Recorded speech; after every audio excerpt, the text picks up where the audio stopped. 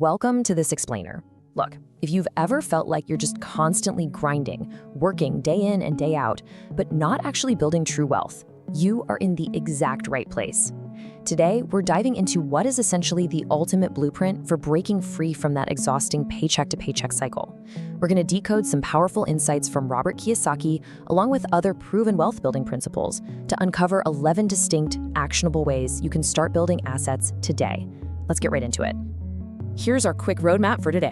We're going to kick things off with the wealth mindset, then move through financial, physical, and digital assets.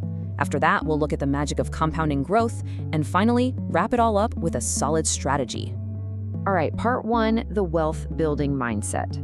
It all starts with this brilliantly simple concept from Robert Kiyosaki. At its core, an asset is just something that puts money in your pocket, right? While a liability takes money out. Take a car, for example. Buying a fancy car just for your daily commute is a massive liability. It needs gas, maintenance, insurance. It constantly drains your wallet. But if you take that exact same car and rent it out, it suddenly starts generating daily income. Boom! You've just turned a liability into an asset. And that brings us to this absolutely crucial philosophy. The rich focus on asset building while others focus on salary increases. People who stay financially stuck tend to pour all their energy into just bumping up their monthly paycheck. But the wealthy, they dedicate their time to acquiring machines, investments, or businesses that make money for them, even while they're fast asleep. That is the ultimate goal here. Moving right along to section 2, financial and liquid assets. Let's dive into our first 3 ways to build wealth. Step 1 is stocks. They're super accessible, though you definitely need to practice smart value investing to see those high returns. Step 2 is mutual funds, which give you a nice diversified basket of paper assets. But I really want you to look at step 3, cash. A lot of people think holding cash is terrible because of inflation, but think about giants like Apple. They hold hundreds of billions in cash reserves. Why? Because when a sudden cheap opportunity pops up, they have the ultimate liquid asset to just swoop in and capitalize on it instantly. Cash is your dry powder. Next up, section 3, physical and business assets. Now we're shifting from paper to the tangible stuff. Step 1 is real estate. The logic here is pretty undeniable. They aren't making any more land. As the population grows, demand naturally goes up, giving you both increased value and consistent rental income. Step 2 is gold. It's the classic historical safe haven. When the markets get a bit wild, investors flock to gold for safety. And step 3 is starting a business. Relying only on a job is actually a huge risk because the second you stop working, the money stops flowing. A scalable business is what finally frees you from trading your time for money. Okay, section 4, digital and personal assets. I absolutely love this section because these assets often cost literally $0 to start. The greatest wealth might actually be right in your own head. Step 1 is high income skills. Companies are absolutely desperate for people who can solve highly specific, valuable problems. Step 2 is digital assets. Think about building a website or creating intellectual property that pays you royalties for years. And step 3 is self-investment. If you invest your time, which is an asset so incredibly valuable that even billionaires can't buy more of it, into gaining knowledge and building a network, you are cultivating totally free assets that yield lifelong returns.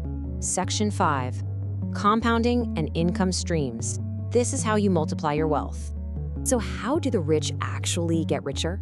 First, they stack multiple income streams. This could be something really simple, like renting out equipment you own, or it could be massive, like building a brand, such as Zara, where the brand name itself becomes a billion-dollar asset. The second piece of the puzzle is the absolute magic ingredient, the power of compounding. You've got to let these investments sit, bake, and grow exponentially over the long haul. Just look at this staggering number, 600 crores. The source material shares this mind-blowing example of stock market compounding. If you had invested a mere 10,000 rupees into the right company 30 to 35 years ago, thanks to compounding and value growth, it could literally be worth 600 crores today. Think about that. Even if you only had 1,000 rupees to invest back then, you'd still be sitting on 60 crores. That is the undeniable, mind-bending power of letting your assets compound over decades. Finally, section 6, strategy, mistakes, and our action plan. So, how do you safely put all this together? It's all about balancing your portfolio to manage risk. Notice how holding cash gives you immediate liquidity with very low risk, but obviously low returns. You balance that out with real estate, which offers medium risk and steady returns. Then you allocate a portion to stocks, which carry high risk but give you the highest potential return. Mixing these elements ensures you're protected while your wealth steadily grows. Ultimately, this whole thing comes down to recognizing the trap versus following the blueprint. The trap is so common. You get a raise and you immediately upgrade your lifestyle. You buy a bigger TV, a more expensive car, you just buy more liabilities. The blueprint, on the other hand, is living below your means and quietly taking that extra money to buy assets first. Build the machine and let your assets buy your luxuries later. Let's wrap this up with a clear, no-nonsense action plan you can use right now. First, make that mindset shift today. Stop obsessing over your salary and start obsessing over creating assets. Second, don't get overwhelmed. You don't need to do everything at once. Just choose one or two asset classes to begin with. And finally, use the greatest free asset you currently possess, your time. Start investing your free time in developing high-income skills today. I want to leave you with one big, provocative question to think about. Are you building assets today, or are you just working for a salary? Seriously, take a hard look at where your time and your money went this past week. Remember, financial freedom is not about working harder for a paycheck. It's about building systems that work hard for you. Thank you so much for joining me on this explainer, and I highly encourage you to pick just one of these methods and start building your assets today.